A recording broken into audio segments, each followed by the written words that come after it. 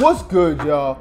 This is Bossy, and here today we here with another fire SCP reaction video today. This is recommended from one of you guys in the comment section, bro. Shout out to you, Amy Lee. Shout out to you. You know who you are, man. Shout out to you, bro. I'm getting to more of you guys videos in the comment section. Do not worry, guys. Just keep recommending me more videos to react to, and I will get to you guys. I promise you guys that. The title of this video is called Exploring the SCP Foundation, SCP-106, The Old Man. I'm not gonna lie, bro. The thumbnail in this video really freaked me the heck out. So I already know there's gonna be a banger video. Nonetheless, man, and without further ado, let's get right into it. But first, if you guys are new to the channel, make sure to hit that subscribe button and don't forget to turn on post notifications so you get a notification on when I post my next video. So without further ado, let's get right into it, bro. All right, let's get it. SCP. Oh my god. 106. First frame already. The Old Man. That's creepy as hell. Horror is a lot of things to a lot of people. Dang. For some, it's a parking lot at night, or a dark forest, or walking into a spider web. For others, it's clowns, or heights, or public speaking. For many, though, horror is simply something utterly horrific, which brings us to SCP-106. 106 is another classic SCP whose continued popularity has put it at the forefront of the SCP universe. Much like SCP-096, how do you even make your face smile like that? This reminds me of Jeff the Killer. SCP-173, SCP-076, and others, 106 is another inhuman monster with no regard for human life that can't seem to be killed. Unlike many of those dangerous SCPs, however, 106 seems to take a certain amount of pleasure in torturing humans. Let's look at exactly how 106 is considered horrific, and a couple tales that might explain where it came from. SCP-106 is a humanoid resembling an elderly male undergoing advanced decomposition. It can scale any vertical surface and hang there indefinitely while waiting for prey. It is not exceptionally agile, so it relies more on ambush tactics, capable of staying motionless for days if necessary.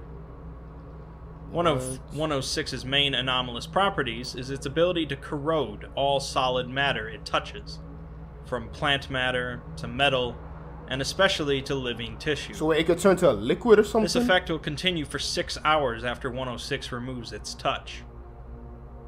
This corrosion appears as rusting, rotting, and cracking, and also causes a black, mucus-like substance to coat the object, similar to the substance covering 106 itself. Margin Boo? Question mark?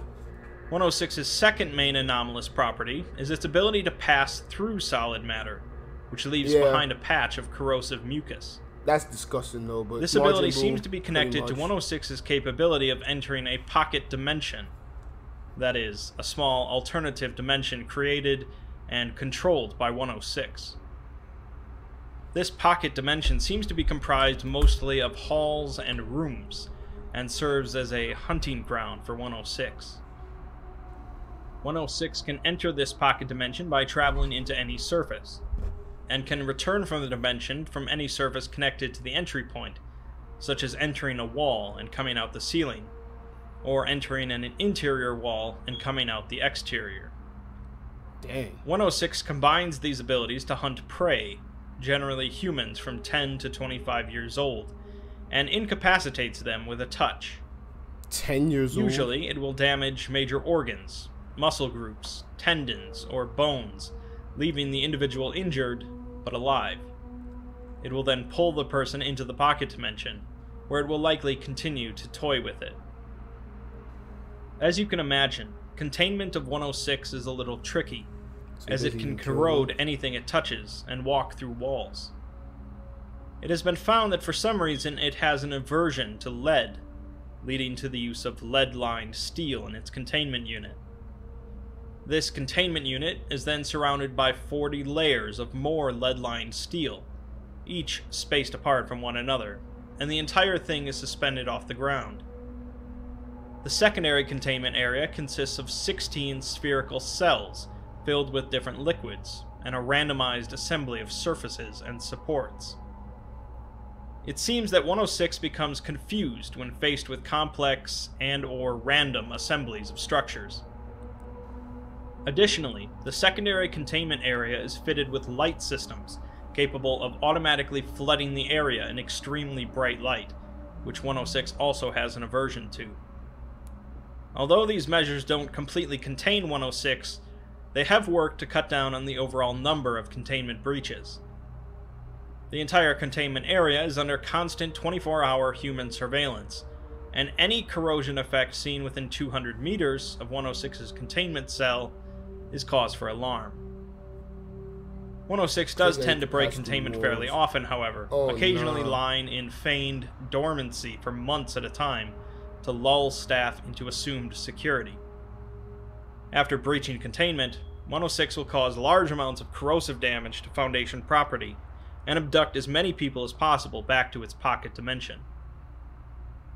Upon a breach, Foundation staff will repair the containment area as quickly as possible, and then bring in a human in the 10 to 25 age bracket, typically a D class. That's messed up. I'm not Once ready, staff will injure the subject, usually by people. cutting the Achilles tendon or breaking the thigh bone, causing them to become immobilized. I'm assuming eventually he kills them. They will be placed in the containment cell, and their wails and screams will soon bring 106 back. If this does not occur, more trauma might need to be inflicted on the subject, or multiple subjects might be brought in. Physical damage seems to have no effect on 106, of course, so containment is so far the Foundation's only solution. How can they That's contain something that can pass through SCP-106 as walls? presented in the main document, but its popularity has caused a number of tales to pop up related to it. The most popular of these is titled The Young Man, and offers a potential origin to 106. The story takes place during World War I, centered around a corporal named Lawrence. Lawrence was a soldier that followed orders and fought as a soldier should, but had trouble fitting in. Nobody liked Lawrence, not due to lack of trying, but due to Lawrence being wired differently than others. Oh, they He call was him quiet slow? and still, kept to himself in the trenches, but everyone seemed to feel naturally uneasy around him. For the most part, Lawrence was utterly average, in height, weight, appearance, talent, and so on, but he did possess some small notable quirks. He tended to stare at people slightly longer than was acceptable, and would often mumble in his sleep, rambling about odd, unsettling things. One soldier heard him mumble the name of his daughter, followed by a muffled giggle, causing the soldier to move to another barracks. Lawrence and 14 others were sent across no man's land to the enemy trench to secure it after it had gone silent for several days. It was theorized by many that Lawrence was sent more to just get him away from most of the soldiers than due to his combat prowess. Many seemed to hope that Lawrence would be killed in the process. That's During the messed following up. 3 days, as Lawrence and the other 14 were away, the rest of the soldiers in the trench began to discuss the odd man. None of them ever remembered him discussing his home, and he never seemed to write any letters or receive any. He would often mention his dreams, but overall seemed to lack any passion. Questions about Lawrence floated up to the higher commands, as no one was able to actually find his station orders, or really any paperwork whatsoever about him. He'd come with a reinforcement squad from France, but none of the other reinforcements had seen him before, as they were a group of a number of different squads brought together. Nearly every man who shared a bunkhouse with him had gotten trench foot, and he seemed to leave behind a musty and sickly sweet smell. Oh. Whispers began to spread of Corporal Lawrence being a curse. Regardless, Lawrence and the other soldiers crossed no man's land and made it to the German trench, only to discover it empty and silent. The trench was completely devoid of life, even insects and rodents were absent. They did discover a sticky slime that seemed to have pooled into every divot and crack. Overall, the trench was in 106? ruins, with nothing living or dead found, until one of the soldiers discovered the remnants of a human body. The flesh had somehow been smeared across the entire floor of a barracks, Oh, no. rotten bones sticking out at random angles, and the skull was resting on a bunk bed with 10 fingertip bones crammed into the eye sockets. Whoever More that remains is were got soon found. murked. A ring of hands with the fingers interlaced. 2 men in a tunnel with leathery skin, thin as mummies, covered in an oily black scum. The latrines were overflowing with excrement and organs, the surface dotted with thousands of eyeballs. By this point, many of the men were loudly discussing retreating from this nightmare, but Corporal Lawrence was still rummaging around when he discovered a hole. It seemed to be the entrance to a natural cavern, and a private watched as Lawrence peered in before sliding in head first. The private rushed over to assist, but could see nothing in the inky blackness of the hole. He heard rustles of movement and the sound of liquid shifting, followed by a repulsive stench that sent the private retching. The rest of the soldiers came over, and soon Lawrence returned from the hole, pale and shivering, covered in a tarry black ooze. He began vomiting out more of the same black slime, shuddering and shaking constantly. Once he finally stopped, the soldiers grabbed him and quickly retreated from the trench, half dragging Lawrence with them. When they made it back to the other trench, they collapsed in a gasping, sobbing pile. The coherent ones were debriefed, and the strange sights were dismissed as battle fatigue and strange gas weapon tests. Lawrence said little of his time in the hole, saying that he fell into an underground pool, or buried latrine, struggled for a bit, and climbed out. He was told not to discuss the events, and oddly seemed in better spirits than he was before. Lawrence became more talkative, rambling about the joys of confined spaces, and of creation and destruction. A constant smile spread across his face, and the other soldiers wished for the old Corporal Lawrence to come back. He just started acting One private told a friend that he had awoken one night to find Lawrence standing over him, his eyes gleaming. They found the private the next day, caught in some barbed wire, his intestines spread around him in every direction. A few days later, a wasting sickness came upon the soldiers in the trench, eating their flesh like acid and causing it to become oozing and blackened. Many died from the sickness, and Lawrence was sent to a hospital, although he was later transferred to a mental ward after assaulting a nurse, resulting in her losing 3 fingers and the vision in her right eye.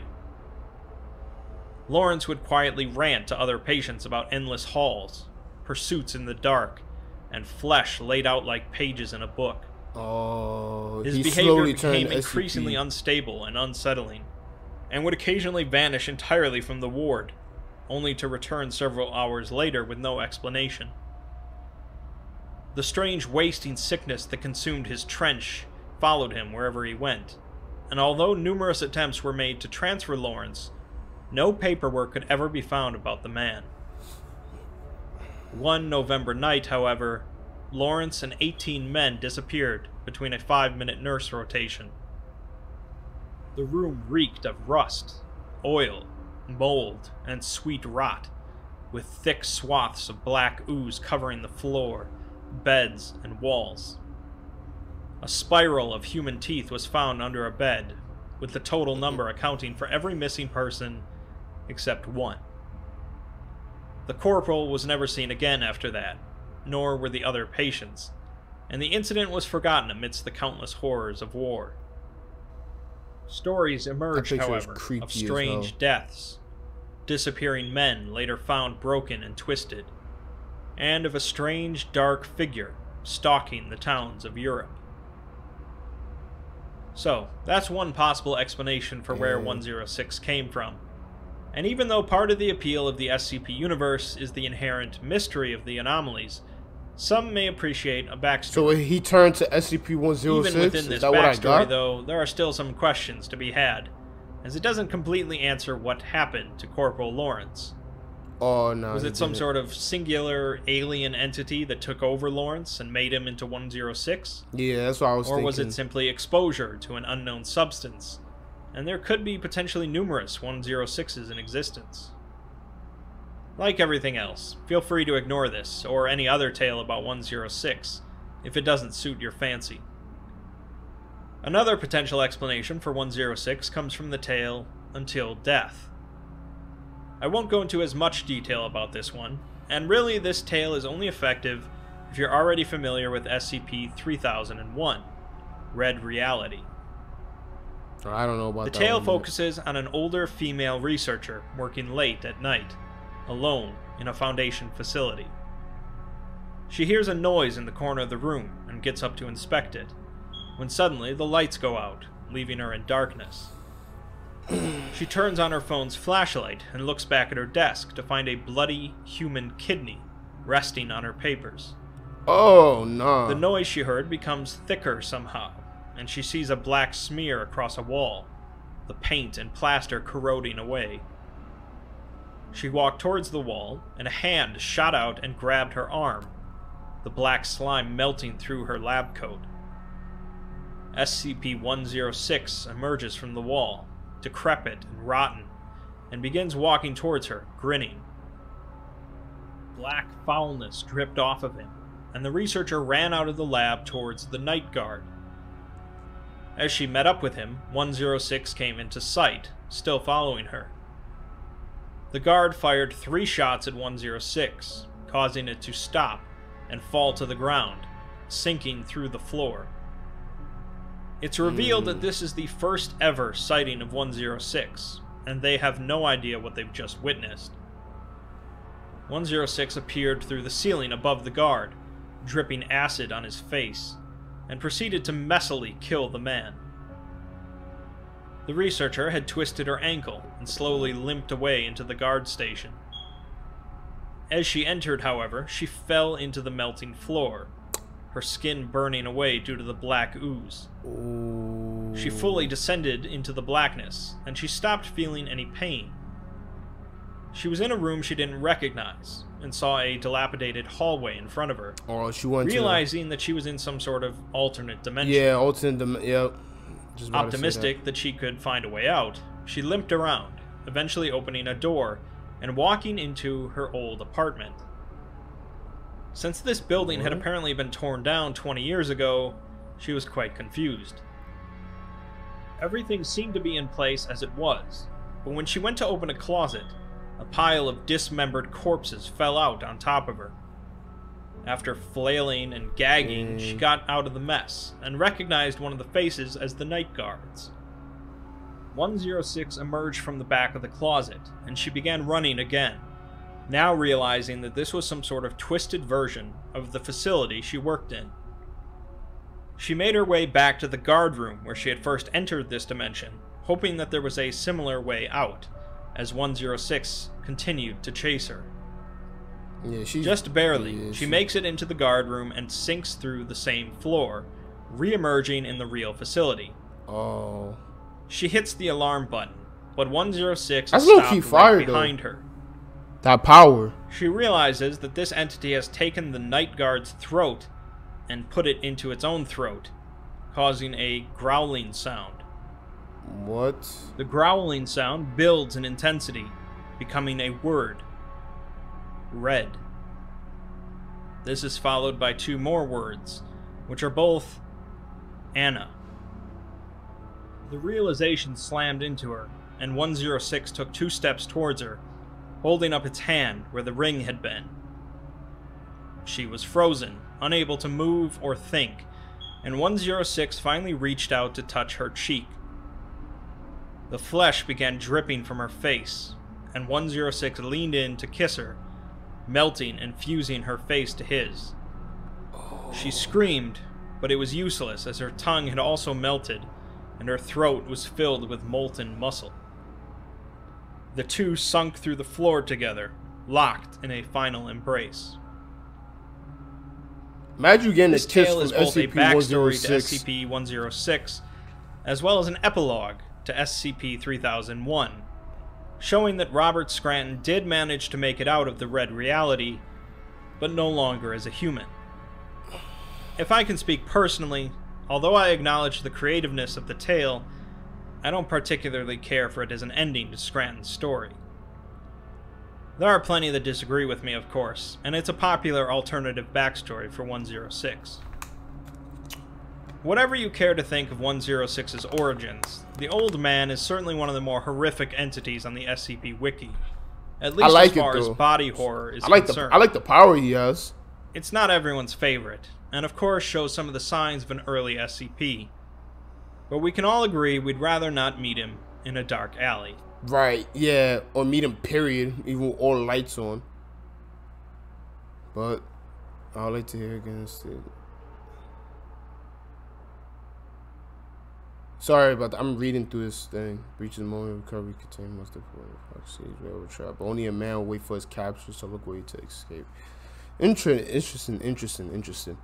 But that's gonna be the end of this video. I really like this. I kind of like this SCP on the low. Like, I really like the origin story, but I kind of don't like the way how they leave us in suspense. They still didn't fully. I feel like they didn't fully tell us how SCP-106 came into existence. It just told us that a pretty silent guy pretty much got turned to a madman because of, I don't know, whatever liquid he ate or something like that, or something he ran into or something like that. I don't know. That's what it seems like.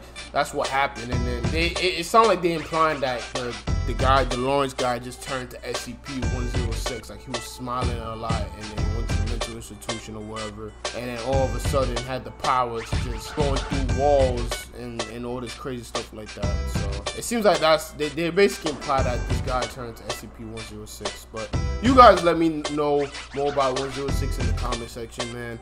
I kind of like this SCP on the low. Appearance wise, not so much, but power wise, I see it's very interesting.